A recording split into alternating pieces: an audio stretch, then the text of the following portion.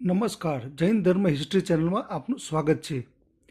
જૈન શાસનના ચમકતા સિતારાઓ એમાં આપણે આજે વાત કરીશું શ્રીમતી. પોતનપુર નામનું નગર હતું. તેમાં સુવ્રત શ્રેષ્ઠીને શ્રીમતી નામની સદગુણી પુત્રી હતી. ધર્મશાસ્ત્રના અભ્યાસથી તે તત્વના મર્મને જાણતી હતી. તેમજ તેનો આચાર પણ શુદ્ધ હતો.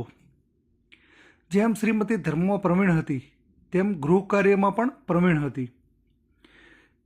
તેનામાં રૂપ તેમજ ગુણનો સુમેળ હતો.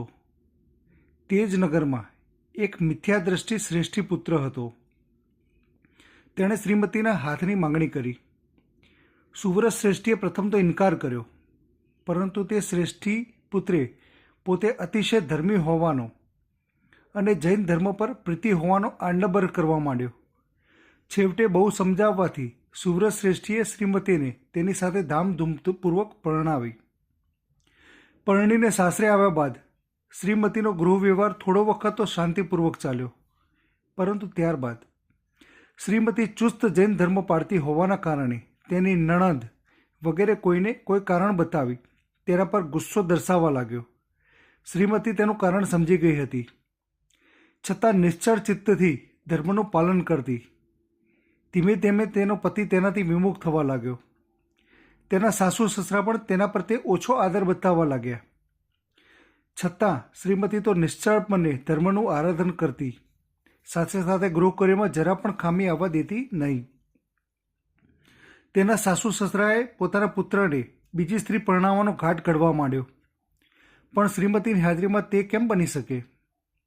એક દિવસ ઘરના સર્વે માણસો એકાંતમાં મળી એક પ્રપંચ રચ્યો.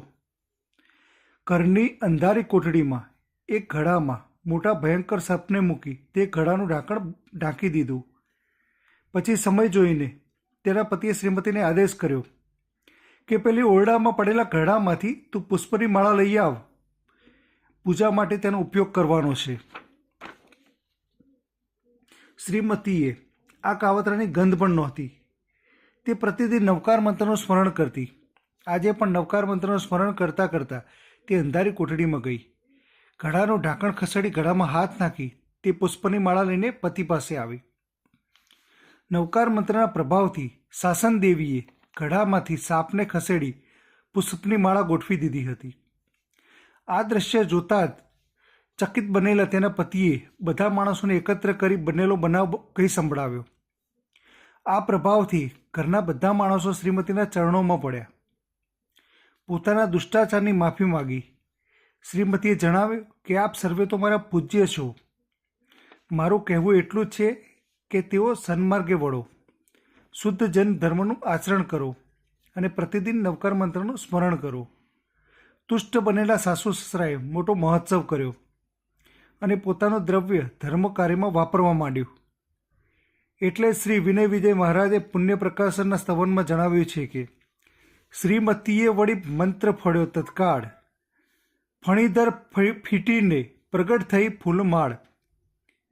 પ્રણામ.